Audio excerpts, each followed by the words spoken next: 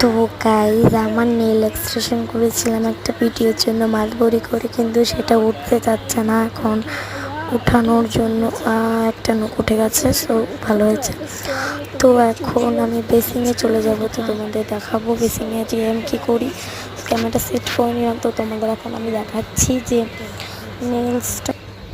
নেলসটা কীভাবে কী করতে হয়। সো অনেক টাইট হয়েছিল, তো কিন্তু নেলসটা হয়েছে আমি আঠা দিয়ে লাগিয়েছিলাম।